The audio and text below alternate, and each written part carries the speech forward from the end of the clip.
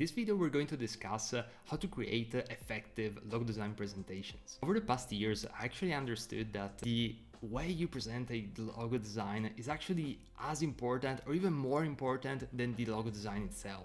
In fact, over the past 8 years, I actually failed at many presentations, and you want to know the results? Clients either don't appreciate the final design, even though it's really good, or you get literally treated like a puppet, and they tell you the ways by which the logo can become better, and they give you silly directions as to how to improve the actual logo design. And I want you to avoid having to go through all of that nonsense and all of that stress. So in this video, I'm going to give you the most efficient and practical tips in order to create a logo design which is going to sell the logo to your client in a fast and efficient way. Now, as I start, let's talk about how to not present a logo design. Now, one of my first mistakes was to just present the logo design as the finished product without giving them insights as to, you know, the research, the motivations between a decision or another, and also showing the entire process.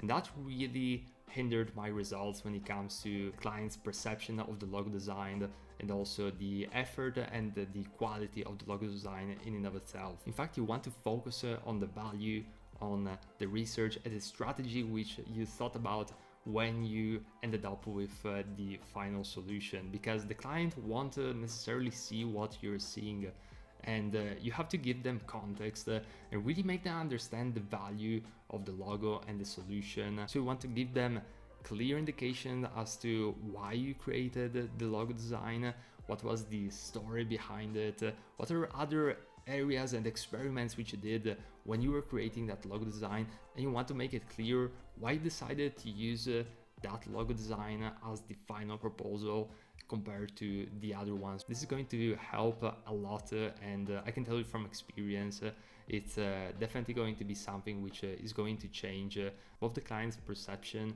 and also the value of the final logo design. Now, another thing which is super important, and this is a preliminary step, it's about the design brief, because when it comes to the design brief, you want to create a design brief which is easy and that is going to tackle all of the questions which are very important for you and the client to be aligned. So you want to ask all sorts of questions which are going to give you a clear indication as to what the client is exactly looking for, what does the client values, and what are the ideal solutions which the client already like, and maybe like the directions he is really interested in. So an example of these questions would be, is the client going to sell only online or offline or both? And what does the client value? And then after that, you want to design the logo based on the client's goals in mind, because chances are you're a creative person, you have all sorts of ideas as to the directions that a logo design can take and what the branding can look like for this company, but it's always going to be a two-way communication between you and the client.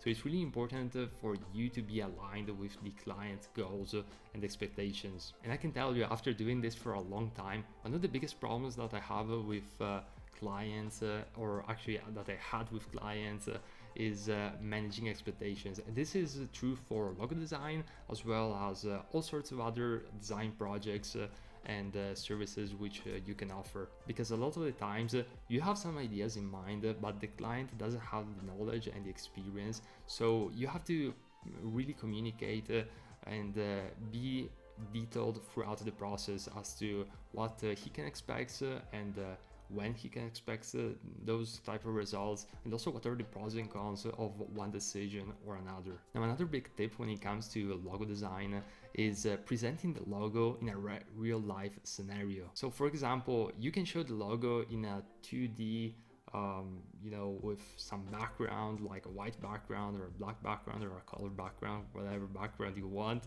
But something which is really useful is to actually present the logo inside a mockup in a real life scenario. This is going to be really useful because the client is going to picture the logo in as if it was real, as if it was already a live logo. It's just going to make the logo design idea pop out more, and be more tangible. Some of my favorite places to find high quality mockups or both Graphic River, and because the Battle Store has so many mockups and presentation kits, which is and we have to really have a look around and see the ones which are higher quality, because not all of them are at the same standard, but there's some really good gems in there. Another website which I really liked and that I discovered this year and that I'm using quite regularly is Yellow Images, since it's a website with so many presentations and mockups that are really high quality. Like the quality level in that website is always very high, so I really recommend it. And you have to pay a premium. It's not free resources, but it's definitely worth it, especially when you're dealing with those higher paying clients. So yeah, mockups are definitely a very important part of a logo design process, and I use them all the time. I try to especially use mockups which are which give the client an idea of how the logo is going to look, maybe in a storefront, or maybe in a scenario or in a context which is bigger than the client's current situation. So maybe slap that logo on the top of a big building, because that's not only going to be exciting for the client, because he's going to see this vision of reaching that point eventually, but it's really going to make your logo design stand out and look more professional. Another big tip, and this is kind of like a follow-up from what I said at the beginning of the video, is you want to present the logo. So always present the logo using slides and don't show the logo immediately. My favorite way of preparing slides is using a software like Keynote, or you can also use PowerPoint. And recently I also discovered Canva, which is a free website where you can create presentation. And at the start I really wasn't positive about trying Canva, because I thought it was a cheaper design software for newbies, but it's actually really good.